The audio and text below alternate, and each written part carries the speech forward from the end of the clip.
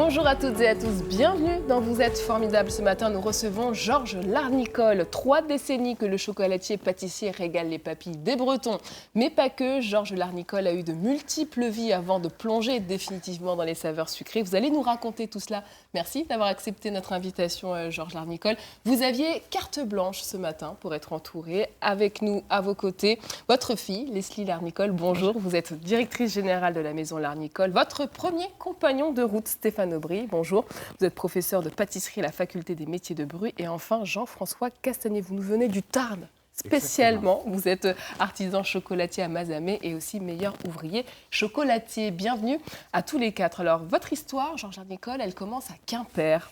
Un papa et une maman qui baignaient dans le monde de la pâtisserie. Vous avez été apprenti à leur côté. Quelles sont les images que vous gardez de cette enfance auprès d'eux ? Il y avait un contact très charnel.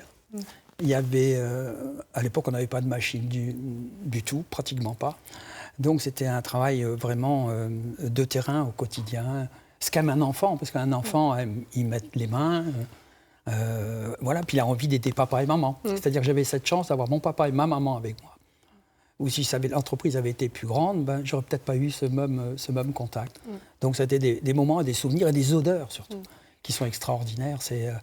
Voilà, c'est un monde révolu, bien sûr, hein, Dieu merci, hein, parce que c'était des conditions qui n'étaient pas difficiles, parce qu'on les acceptait, parce que c'était le simple choix qu'on avait, mais aujourd'hui qui paraîtrait un peu archaïque, mais c'est ce qui solidifie, sémantise un métier. Et des souvenirs aussi iodés, comme on peut le voir sur cette photo.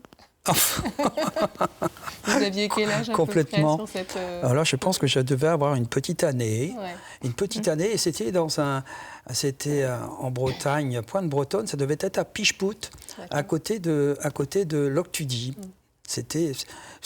Mes parents ont eu ce respect de la famille, que même si le travail était compliqué, difficile, dur, ils privilégiaient toujours notre vie de famille.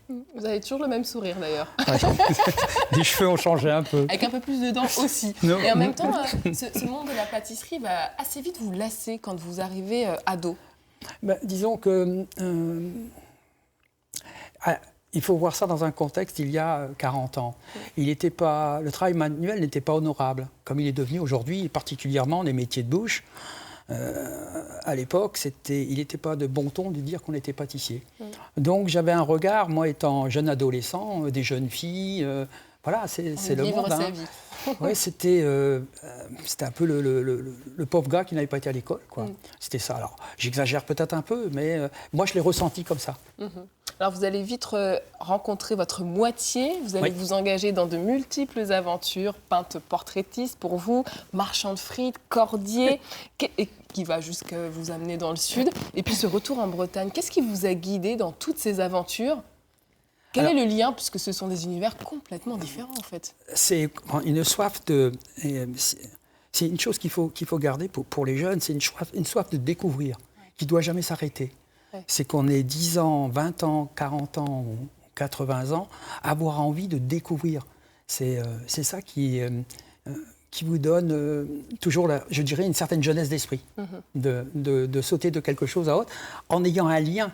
Parce qu'entre par exemple, les frites et la pâtisserie, j'ai fait beaucoup de marchés avec la pâtisserie. Donc, j'ai fait connaître mon entreprise grâce à cette pensée de vente que j'avais appris dans la pâtisserie. Et qu'est-ce qui va vous ramener à la pâtisserie, finalement ? C'est un concours de circonstances. Mon métier de cordier d'art m'a donné une maladie, une endocardite, c'est-à-dire une bactérie m'a mangé un peu l'intérieur du cœur. Et du coup, j'ai été obligé d'arrêter la corderie. Et à peine d'autre chose, j'ai pris la première chose qui se tendait à moi. Et c'est ce que m'avait, entre parenthèses, appris mon papa et ma maman. Et qu'à l'époque, je ne voulais même pas en entendre parler parce que ça sentait mauvais. C'était pas la classe que j'attendais. Donc, je l'ai pris par dépit. Et comme je dis toujours, on ne tombe pas amoureux. Je suis devenu amoureux de mon métier. Et vraiment, sincèrement, c'est-à-dire qu'à chaque jour, j'ai délecté ce que je faisais pour pouvoir continuer à échanger et partager avec les autres. Alors de la petite boutique à Quimper, la maison Larnicole, c'est aujourd'hui une trentaine de boutiques. Ce matin, Evan s'invite justement dans vos ateliers de fabrication, direction Melvin, dans le Finistère. Oui, bonjour à tous et bonjour à vous. Georges, grâce à vous, on passe une matinée bien gourmande ici à Melvin, en votre compagnie Gwenaëlle, puisque vous allez nous faire la visite de l'atelier de fabrication de tous les produits L'Arnicole, dont cette couignette, c'est un peu votre produit star. Oui, c'est carrément votre produit star. Oui, un produit phare de la maison, la couignette, donc un mini couignamande caramélisé, beurré. Et qui est carrément une marque déposée, donc c'est la classe. On va vous dévoiler quelques secrets de fabrication. Je vous laisse nous expliquer les étapes. C'est ça. Alors, donc, c'est une pâte à pain à la base, une pâte à pain avec de la levure. C'est une pâte poussée. Et à l'intérieur, on y incorpore du beurre. C'est ce qu'on voit faire votre collègue derrière nous. Exactement. Qui vous avez attendu, parfait. Et donc, du coup, ah oui, là, on voit clairement, il y a du beurre, quoi. Voilà, c'est ça. Et tout est fait à la main. Il y a du beurre qui est à l'intérieur. Et comme pour une pâte feuilletée, différents tours réalisés dans la pâte afin que la pâte pousse, se développe, dore et caramélise comme il faut. Ah bah là, avec le beurre qu'il y a, je pense qu'au niveau, dorure, ça va être pas mal. Et le sucre est déjà incorporé aussi? Oui, le sucre est déjà incorporé. D'ailleurs, j'ai entendu dire que vous aviez ici un beurre qui est fait sur mesure pour vous. Exactement, exactement. Comment ça? Alors, c'est un beurre un petit peu moins riche en humidité, afin que la recette et que les étapes d'élaboration se passent pour le mieux. Donc, vous avez une relation suffisamment proche avec votre fournisseur qu'on peut citer, hein, c'est Le Gall. C'est ça, c'est Le Gall. C'est un grand fabricant de beurre. Voilà. Qui vous fabrique un beurre. Voilà. Ils nous font un beurre de baratte signature sur mesure pour nous. La classe. Pour la fabrication des couignamandes. Et alors, qu'est-ce que c'est cette machine? Alors là, c'est un laminoir. Ça remplace le rouleau. Le rouleau que nous connaissons tous. Ouais. Là, c'est un gros rouleau. Donc là, vous roulez la pâte et ensuite, comment est-ce que vous arrivez à la transformer en cette petite couignette? Alors, par la suite, la pâte est abaissée. Garnie de confiture ou de caramel si les couignettes sont parfumées. La confiture, vous l'achetez toute prête ou vous la faites? Non, on nous l'a fait de maison. Hein. Tout est fait ici? Tout est fait ici. Et ensuite, la pâte est roulée, puis tronçonnée, découpée en tronçons, en morceaux, puis placée dans les moules, puis cuit. Et ça cuit à peu près combien de temps? Environ 15-20 minutes. Ah, et alors après la cuisson, ça arrive dans cette salle. Ça, il y en a plein. Oui. Là, je l'avais repéré tout à l'heure, cette petite salle. Où là, c'est bonjour, c'est la salle où on démoule. C'est ça, exactement. C'est le déplaquage phase de démoulage. Et alors après, vous l'envoyez dans combien de magasins? Dans environ 28 à 34 magasins. Et ça, c'est vraiment, vous en vendez quasiment des centaines de milliers, quoi. Tout à fait.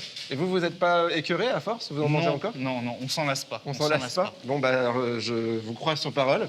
Je vais en manger une et puis j'en mangerai sûrement d'autres après. Et on se retrouve dans une poignée de minutes pour vous montrer, cette fois-ci, comment vous fabriquez de la guimauve, du nougat et aussi du chocolat. Et oui, c'est une matinée gourmande, je vous avais prévenu. Hein. Bon appétit, Evan. À tout à l'heure. Alors, les cougnettes, après tant d'années, vous en mangez encore beaucoup dans la famille L'Arnicole?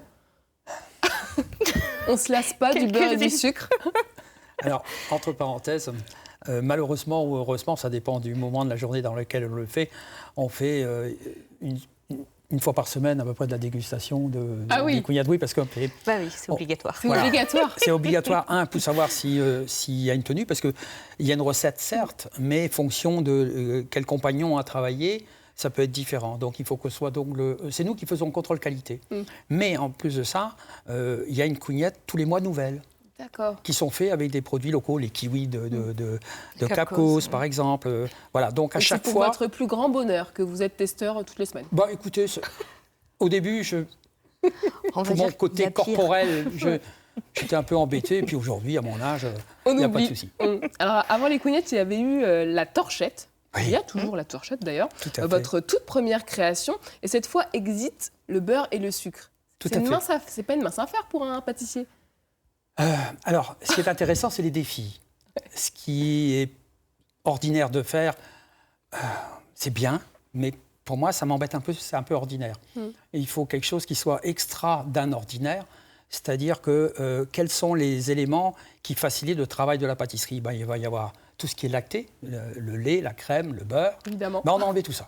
D'accord. Et puis, moi, en ayant eu quelques problèmes de santé, je suis cardiaque de naissance, donc j'ai pas eu le droit à beaucoup de choses. Donc je sais ce que c'est la souffrance que de voir des produits et de ne pas pouvoir manger. Ouais. Donc, au travers de ça, je m'étais dit, je vais faire quelque chose sans matière grasse butyrique. Et comme on a on fait une gamme de produits sans gluten également, vous voyez, de façon à essayer de satisfaire le maximum de gens. Et entre les cougnettes et les torchettes, votre cœur balance de quel côté, Leslie Larnicole? Ah, elle hésite. C'est dit. Bah, en fait, je dirais la torchette. La torchette quand même. Hein. En fait, la torchette, je suis née dedans. Elle a été créée avant moi, donc elle était déjà là quand je suis née, donc j'en ai toujours mangé. D'accord. Voilà, donc il y a peut-être la petite Madeleine de Proust dans la torchette. J'imagine. Voilà. 1996, vous êtes élu meilleur ouvrier de France. Une équipe de France 3 93. Une équipe de France 3 était allée à vos rencontres. On regarde. Il y a 9 ans, Georges Larnicole décide de revenir au métier de son père, la pâtisserie. Un métier qu'il a côtoyé quelque peu forcé dans sa prime jeunesse, avant ou après l'école, pour donner la main à sa famille et qu'il n'a pas choisi à l'âge d'homme. Après un bac maths-LM et 2 années de fac, pour gagner sa vie, il vend d'abord des frites, puis devient cordier d'art. Je ne vais pas dire qu'on s'en lassait, mais il y avait quelque chose qui commençait à revenir au galop, quoi. C'était le métier de pâtissier. Et donc on a décidé, ma femme et moi, un jour, de faire le grand saut, quoi, parce que c'est quand même un grand saut dans le sens qu'il y a un investissement. C'est un engrenage, c'est une énorme machine qui se met en marche petit à petit. On ne peut plus faire marche arrière après, en fin de compte. Alors aujourd'hui, vous êtes meilleur ouvrier pâtissier de France. Votre père serait fier de vous? Ah oui, mon titre, je le dois à 2 personnes, enfin 3, mais 2 personnes. Bien sûr, mon père qui est à l'origine de cette qualité de travail, c'est-à-dire toujours chercher un petit plus, apporter un petit quelque chose de personnel, et à ma femme. Le titre de meilleur ouvrier de France, Georges Larnicole ne le considère pas comme une fin, mais estime par contre que c'est un bon tremplin. Le but de ce titre, c'est de se faire reconnaître, bien sûr, de faire reconnaître une qualité de travail, mais c'est pour engendrer un travail encore plus évolué. Ce n'est qu'un barreau de l'échelle. Moi, je considère la vie un peu comme étant une échelle avec des barreaux. Et là, je suis au 2e ou 3e barreau. Il y en a peut-être 20. Donc, à chaque jour nouveau, des découvertes nouveaux. Et maintenant, transmettre le savoir que j'ai accumulé grâce à mes pairs. Vous êtes satisfait de ce que vous faites aujourd'hui? Oui, heureux. Pour rien au monde changerait. C'est le plus haut métier après le vote, peut-être. Voilà pour ce reportage tourné en 1993. Vous vous en souveniez? Non, pas du tout. Magnifique, c'est le plus beau cadeau que de revoir. C'est surprenant. Alors ce MOF a failli ne pas connaître l'issue heureuse qu'elle a eue parce qu'un dimanche de mai 93, catastrophe. Stéphane Aubry va nous raconter la petite anecdote. Tout à fait. Donc c'était un dimanche, c'était les éliminatoires du MOF à Paris. Nous sommes partis le samedi soir très tard, presque dimanche matin d'ailleurs. Après une longue préparation pour les éliminatoires. Et arrivé à Paris, enfin bien avant, au niveau de la Gravelle, la pièce principale s'est cassée. Ouais. Heureusement, quelque part, il y avait une fatigue bien prononcée, donc ça a permis de poser les esprits à ce moment-là pour ne pas céder à la panique et au désarroi. Et en arrivant au CEPROC, je me souviens, il y a Philippe Parc qui était là et il avait demandé qui avait fait cette pièce. Oui. Et il t'avait dit, si tu la remontes, je te mettrai 20 demain. Ça a été les montagnes russes, Georges. Vous en riez aujourd'hui, mais... Ouais, pour moi, c'était un challenge impossible, mais la réflexion n'est pas toujours bonne. À des moments donnés, il faut mettre un peu son esprit de côté et puis suivre ses instincts et puis les compagnons que vous avez autour de vous qui vous poussent. Parce que Stéphane est là aujourd'hui, mais c'était l'un des moteurs de l'histoire, parce qu'il m'a poussé avec Yolande. Ils étaient là tous les deux, et puis voilà, quoi, réveille-toi. Mais je pense que c'est le propre de tout, d'un sportif. Ça rappelle toujours que c'est un travail d'équipe. Voilà, c'est ça. Ouais. C'est exactement ça. Et c'est aussi à cette même époque que vous vous rencontrez, Georges Larnicole et Christophe Castagnier. Ils détonnaient. C'était pas l'archétype du pâtissier. Il vous a un peu marqué, Georges Larnicole, la première fois que vous l'avez vu? Eh bien, si vous vous rappelez le petit reportage qu'on vient de voir, on a vu Georges avec une queue de cheval. Et c'était loin d'être l'archétype du professionnel dans l'alimentaire. Et donc, c'est quelque chose qui m'avait énormément frappé parce que je l'avais aperçu dans les couloirs de l'École nationale supérieure de la pâtisserie lorsqu'il préparait, à travers une formation, son concours de meilleur ouvrier de France en 1993, en janvier. Et je faisais de même, mais dans le cadre de la chocolaterie. Et ce personnage m'avait interpellé et je m'étais dit, mais c'est un Pink Floyd, ce gars-là. Il n'a rien à voir avec, avec Floyd nous. de la pâtisserie. Oui, tout à fait. Et je suis resté sur cette approche. Georges n'était même pas au courant de ça, puisqu'il n'avait même pas vu que je l'avais vu. Quant à moi, ça ne me posait pas de problème d'avoir eu cette pensée. Mais il s'est trouvé qu'un an après, on a été, par le biais d'une entreprise, on a fait non pas des retrouvailles, mais une connaissance, et on nous a demandé de travailler ensemble. Et je dois avouer que là, je me suis quand même posé beaucoup de questions.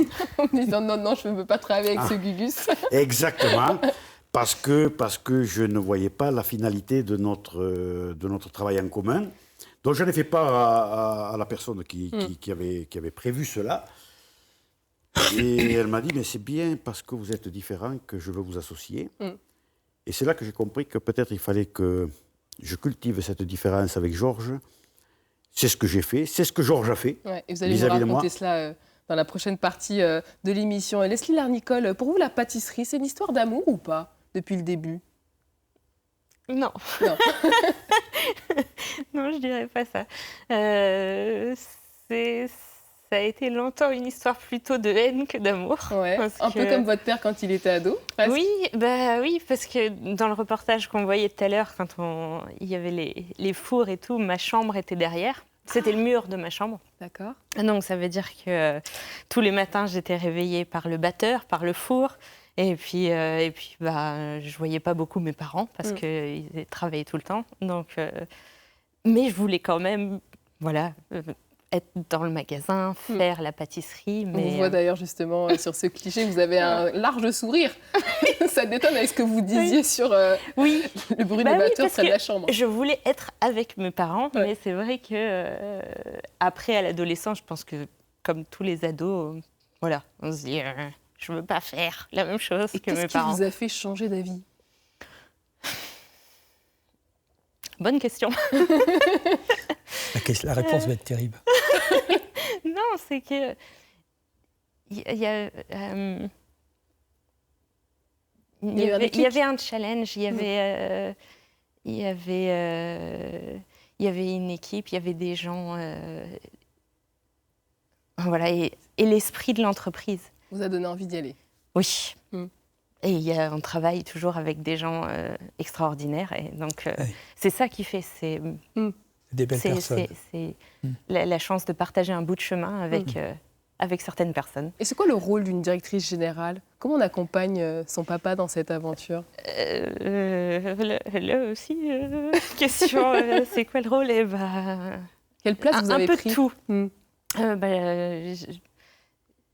J'ai pris ma place au fur et à mesure du temps. C'est que il faut la faire et essayer de travailler dur et d'essayer de comprendre déjà les choses. Si on peut de trouver des pistes d'amélioration. C'est une fierté pour vous, Georges Larnicole, qu'elle soit à vos côtés aujourd'hui dans cette aventure qu'est la vôtre? C'est comment dire, je n'aurais pas rêvé. Mieux, c'est le plus beau cadeau de la vie. Et surtout, on est fait dans le même sang, dans le même corps, dans le même esprit. Donc souvent, on se regarde, elle ne m'a pas répondu, je ne lui ai pas répondu, mais c'est ce que j'aurais dit. Voilà. C'est-à-dire, c'est une communication, il y a la communication normale verbale, et notre communication qui est un peu comme dans les MOF qu'on a travaillé, c'est le regard ou quelque chose qui... Voilà. Que des gens, des fois, autour de nous, ne comprennent pas. Allez, on retourne direction la maison Larnicole, suite de la visite guidée avec Evan. Alors maintenant, on arrive dans une nouvelle phase de fabrication, dans un nouvel atelier. C'est de la guimauve, Guénaël. Alors, c'est quoi les ingrédients principaux d'une guimauve? Alors, les ingrédients de la guimauve, le blanc d'œuf, le sirop de sucre, glucose et de la gélatine. Pourquoi les violettes? Alors là, on est dans le laboratoire confiserie et aujourd'hui, ils sont en train de réaliser la guimauve à la framboise. Ah oui, d'accord. Voilà. Que ensuite, vous allez enrober de chocolat. C'est bien ça, enrober de chocolat. Parce qu'on m'a offert des guimauves enrobées de chocolat de chez vous à Noël et elles étaient trop bonnes. Ça, c'était pour l'information. Vous parliez de gélatine? Oui. C'est plus de la gélatine de porc? Non, nous utilisons de la gélatine de poisson.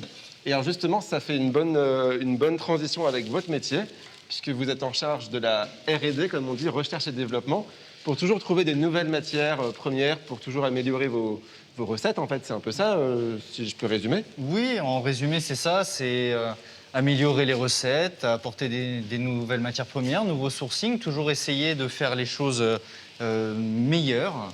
Et alors là, on va parler du nougat, que j'ai trouvé tout à l'heure juste à côté, parce que vous êtes en train de changer de miel. Expliquez-nous. Exactement. En ce moment, on est en train de faire des essais avec du nouveau miel. On a ici un miel origine Europe. Je peux goûter. Allez-y. Origine Europe, ça c'est celui que vous utilisez actuellement? C'est ça. Et il est bon? Il est très bon. Ah oui. Et nous tendons en ce moment à aller vers un miel encore meilleur, qui est le miel Origine France. Alors, Du miel toute fleur pour les deux références. Mais qui est beaucoup plus, je sais pas, fruité.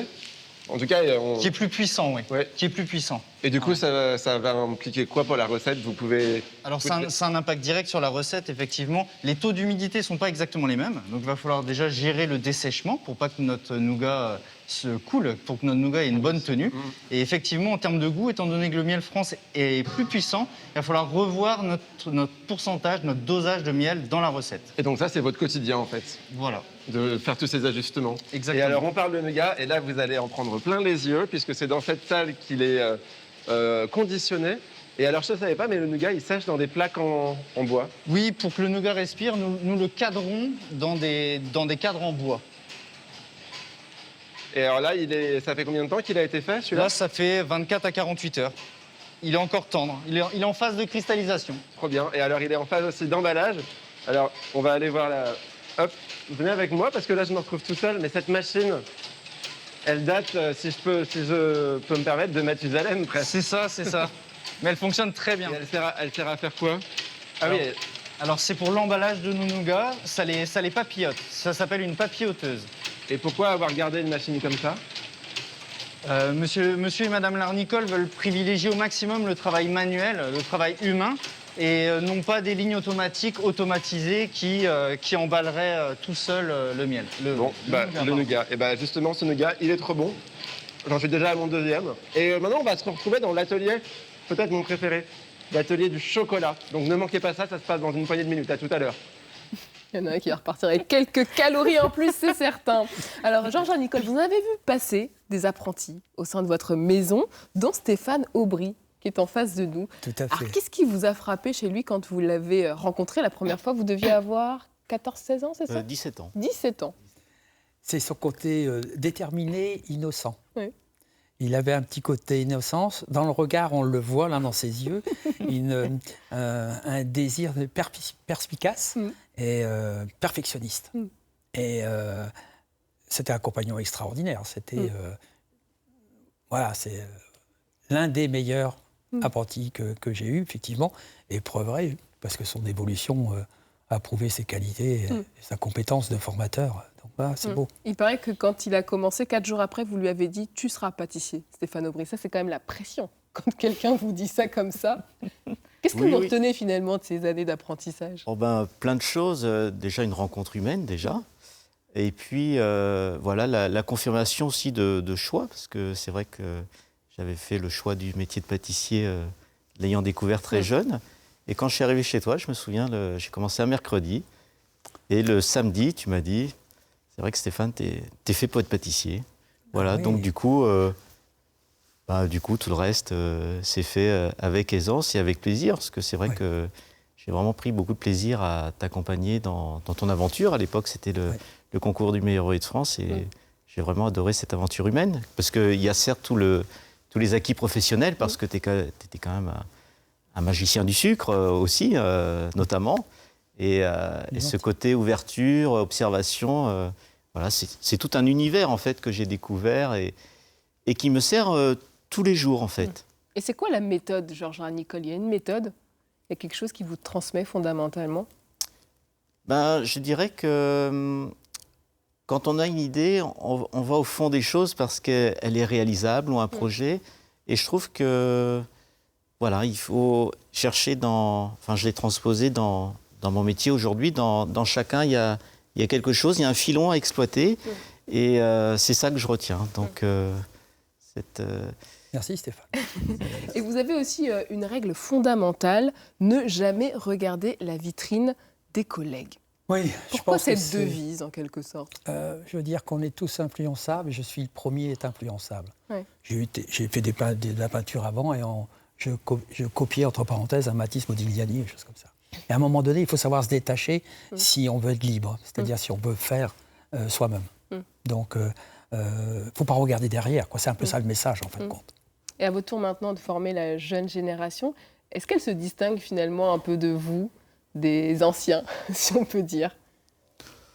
Non, la jeunesse reste curieuse. Alors certes, elle a évolué parce que les générations ne sont pas les mêmes, mais je trouve qu'elles sont toujours curieuses de vouloir apprendre, de vouloir découvrir et de réussir aussi à travers ce beau métier qu'est la pâtisserie, parce que je trouve qu'on peut mettre en œuvre ce qu'on a pensé, imaginé sur papier, sur le plan olfactif aussi. Tout à l'heure, je te voyais autour du croque-en-bouche. C'est vrai que du coup, il y a des odeurs qui me sont revenues 30 ans après, parce qu'il y a des odeurs comme ça qui restent. Oui. Et je trouve que voilà, ce métier permet tout ça. Et donc, l'envie de progresser aussi. Ça vous fait souvent un petit pincement au cœur quand vous les voyez arriver, ces petits apprentis qui ne savent pas trop où se mettre, mais qui ont envie d'apprendre? Comment dire, c'est comme un petit oiseau fragile qui n'a pas encore toutes ses plumes, qu'il va falloir l'aider à se tenir sur ses deux pattes. Et puis à un moment donné, il va falloir trouver, pas une falaise bien sûr, juste un petit précipice de une fois sa hauteur et le pousser dans le vide. C'est ce qu'ils ont eu tous. À un moment donné, je me faisais fort avec mon épouse à l'époque de les faire descendre à 7h moins 10 le soir. Et nous, on partait de façon qu'ils se retrouvent devant le client final et de voir un peu ce qu'était l'expression, comment était perçue l'expression de leur travail. Et ça, c'était des expériences extraordinaires parce que certains ont eu la fibre du commerce grâce à ça. Alors Jean-François Castagnier, quand vous l'avez rencontré, c'était pas un petit oiseau fragile, mais pourquoi c'était important pour vous qu'il soit là aujourd'hui, Georges? Parce que Jean-Fanche, pareil, on a fait, si je peux m'exprimer ainsi, un peu comme une danse amoureuse. Et une danse amoureuse, on tourne l'un autour de l'autre, mais on ne se touche jamais. Mais on sent le courant d'air de l'autre personne qui vous donne l'énergie pour être à la hauteur. Jean-François a été un peu excuse-moi Jean-François, il a été un peu ma carotte. C'est-à-dire qu'il était devant, je rêvais d'être ce qu'il était, peut-être qu'il rêvait une partie d'être ce que j'étais. Mais je peux avancer, moi, si on me tire, je ne sais pas comment c'est pour vous, mais Jean-François, oui, tu m'as tiré, je suis désolé. Comment se sont conjugués vos talents, finalement? Parce que le départ n'était pas très prometteur, quand même. Alors, je vais rebondir sur ce que vient de dire Georges, parce que c'était quand même très, très fort. Et ça m'a donné un petit peu un côté larmoyant au niveau des yeux, parce qu'il y avait beaucoup de l'amitié que nous avons qui était là. Et quand Georges a dit... mais qu'est-ce que j'ai pris à Jean-François? J'ai pris des choses et peut-être que lui m'en a prises. Je suis persuadé que Georges a pris à travers moi, je dirais, mon côté de rigueur, quelqu'un de très carré. C'est au millimètre, c'est 1 + 1 = 2, pas 1,5 ni 2,2. Georges est un peu plus foufou. Et Georges avait ce côté exubérant, qui n'est pas dans ma nature, et que je lui enviais. Et que quelque part, j'aurais aimé avoir. Mais à un moment donné, la perfection, elle est où? Dans la conjugaison des deux. Dans la conjugaison des deux. Et finalement, le fait qu'on soit assemblés un jour pour travailler ensemble, bien, la personne qui l'a fait avait compris que peut-être, je dis bien peut-être, j'insiste sur le mot peut-être, l'excellence était là. Et l'excellence, c'est aujourd'hui une gamme de bonbons, Quintessence, que vous avez créée tous les deux. C'est quoi la promesse que vous faites aux personnes qui vont goûter ces bonbons Quintessence? C'est Georges, là, c'est Georges. Moi, je le suis. Allez, si vous voulez, dans l'esprit de Quintessence, moi, je suis la RDV, et Georges je dirais le concepteur du projet. D'accord. Donc, c'est Georges qu'il faut... Place au concepteur, alors. La parole est au concepteur. Je pense qu'on a un outil extraordinaire, le goût. Qui n'aime pas bien manger, qui n'aime pas avoir un goût qui le surprend. Donc par l'attrait du goût, c'est de faire un voyage dans nos mondes, c'est-à-dire dans le monde de la chocolaterie, c'est un parcours initiatique un peu, plus un peu dans le monde humain. Et c'est la combinaison de deux individus. On est un peu comme une pile. Un plus tout seul ne marche pas, donne pas d'électricité. Un moins tout seul non plus. Il est peut-être le plus ou le moins, je vous laisse choisir. Chacun. Et moi, je suis l'opposé. Et avec ça, voilà, il y a un courant qui se fait, quoi. C'est sérieusement un jeu. Et le courant passe depuis plusieurs années. Voilà, et la transcription de Quintessence, c'est vraiment la transcription de notre histoire à tous les deux. C'est-à-dire que il faut faire le voyage, quoi. Et du coup, ce n'est pas je goûte un bonbon, oh oui, il est excellent. Non. Là, on demande aux clients potentiels de réfléchir et de transcrire ses goûts. Et il est sympa ce voyage Quintessence, Stéphane Aubry. Tout à fait. Pour avoir testé. Oui. Allez, on file une dernière fois. Melvin dans le Finistère où Evan et toutes vos équipes nous attendent. Alors, pour cette dernière partie de la visite de la maison Georges Larnicole avec vous, Guénel, on va parler du chocolat. On a gardé le meilleur pour la fin. Ici, vous réalisez tout un tas de créations artistiques en chocolat, notamment ces petits poissons trop mignons. Et en fait, il y a plein d'étapes qu'on ne sous-estime pas, comme une sorte de projection. C'est comme une projection de peinture, mais en fait, c'est du chocolat. Exactement, c'est tout à fait ça. Alors là, nous sommes dans le laboratoire spécialisé dans le moulage des chocolats. Donc là, pour élaborer les poissons, il faut utiliser des moules qui sont décorés à la main, qui sont pulvérisés à la main. Puis ensuite, de nombreuses étapes arrivent derrière ça. Des moulages de chocolat blanc et ensuite des moulages de chocolat au lait ou de chocolat noir. Et alors, pourquoi du chocolat blanc? C'est parce que c'est la recette? Alors, le chocolat blanc, ça va être pour mettre en avant les décors des sujets. Ah oui, donc vous mettez pour faire ressortir. Pour faire ressortir, exactement. Et alors, à force, vous devez avoir des tonnes de moules? Oui. Ici, nous avons une vraie caverne d'Ali Baba de moules. Je peux vous la montrer. Ah, fun. Parce que j'imagine que ça s'achète, mais vous devez aussi en créer vous-même? Oui, exactement. On achète des moules. Il y a aussi toute une partie que nous fabriquons nous-mêmes. Ah ouais, mais là, du coup, vous avez connu l'entreprise depuis 2005. C'est ça. Donc là, il y a des moules qui datent depuis cette époque-là? Oui, il y a des moules qui datent depuis C'est comme une bibliothèque, en fait. C'est ça. Mais en beaucoup plus fun. C'est ça. Et des moules pour toute l'année, pour Noël, pour Pâques, pour Halloween. Des moules de toutes sortes. Bon, alors, on va sortir. Je passe devant, allez hop, pour vous emmener dans la salle d'à côté, où là, vous êtes en train de préparer plein de moulages. Donc là, on a vu les moulages, pardon. Oui. Combien de temps est-ce que le chocolat met à refroidir?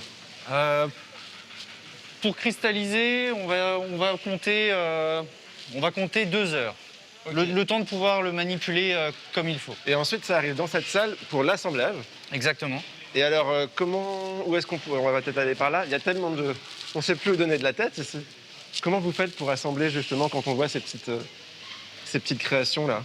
Par la suite, donc les moulages... Les grosses créations. Les grosses créations, d'ailleurs. Par la suite, les moulages arrivent ici et sont méticuleusement assemblés, fondus, collés avec du chocolat, bien sûr, afin de réaliser des petits sujets commerciaux ou de grandes pièces artistiques. Et vous faites des crêpes? Non, nous ne faisons pas exactement des crêpes. Là, les biliques nous servent pour assembler le chocolat et faire fondre le chocolat. Ah ouais, c'est un usage auquel on ne pense pas forcément. C'est ça.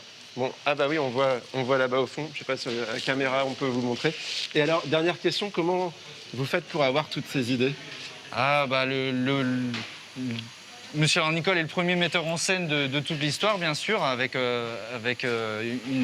des idées débordantes. J'ai cru comprendre, oui. Voilà. Et ensuite, l'équipe met aussi sa pierre à l'édifice en proposant des idées, des nouveautés. Oui, vous en lassez jamais de travailler dans cet univers sucré? Non. En plus, vous avez gardé la ligne, je ne sais pas comment vous faites. Si vous avez un secret, je suis preneur. On n'a pas? Bon, d'accord. Tant pis. Merci beaucoup, en tout cas. Merci. Et bravo pour ce que vous faites. Et puis, profitez bien de toutes ces petites gourmandises. On compte sur vous pour aller vous régaler dans l'une des boutiques Larnicole. Bonne journée à tous. Merci beaucoup, Evan. À demain pour de nouvelles aventures. Je lisais dans la presse que vous appeliez tous vos employés mes compagnons. Oui. Pourquoi compagnons? Parce qu'ils m'accompagnent toute ma vie.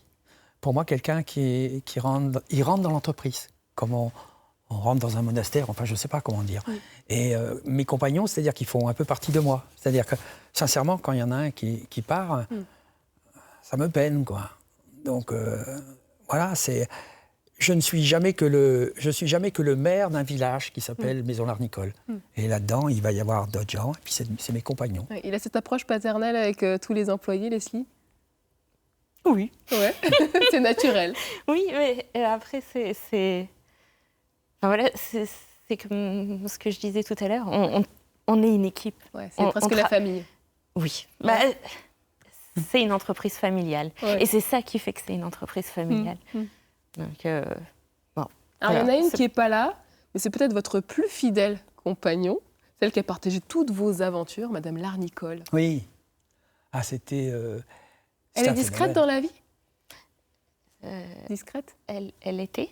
Ouais, Oui, elle était. D'accord, excusez-moi. Ah non, mais pas de problème. Non, non. Oui. Elle a été importante pour vous. Ah ben pour oui, toutes vos aventures. sans elle, tout ça n'aurait pas existé. Enfin, tout au moins, aurait été complètement différent. Est-ce que je serais pâtissier?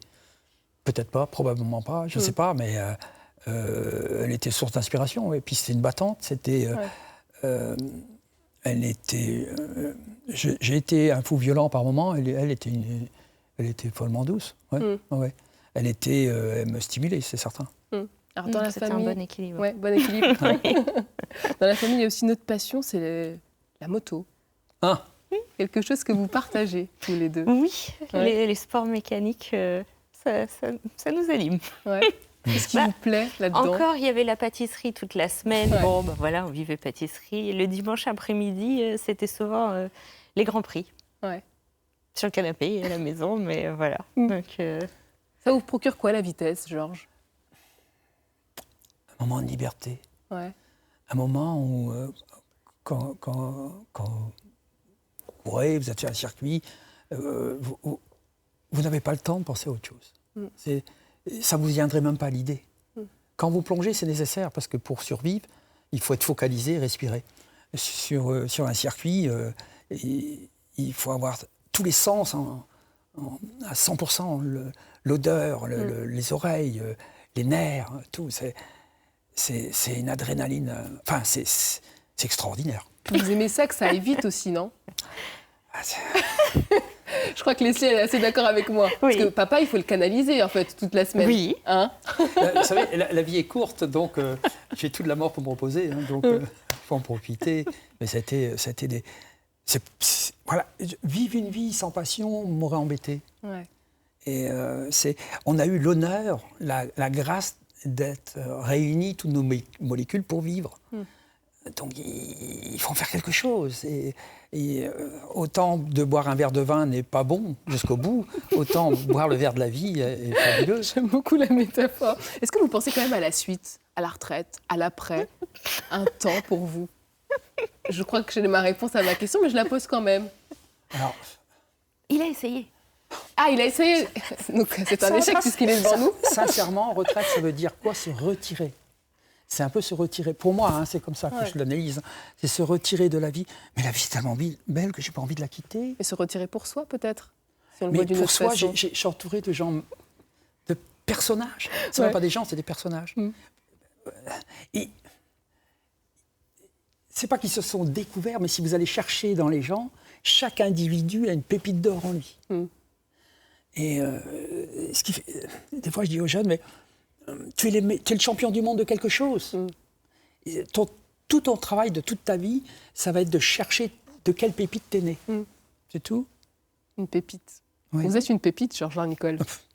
Une vieille pépite, alors. Merci beaucoup d'avoir Merci accepté à vous de de nous répondre avoir à nos accepté. questions. Je vous en prie. La petite tradition de cette émission, c'est l'heure de la petite photo Ah, pour immortaliser ce joli moment. Merci à vous qui nous regardez chaque matin sur France 3 Bretagne. On se retrouve dès demain pour une nouvelle rencontre. Alors, petite photo. Ah, vous avez perdu l'appareil photo. Ah, c'est le fameux.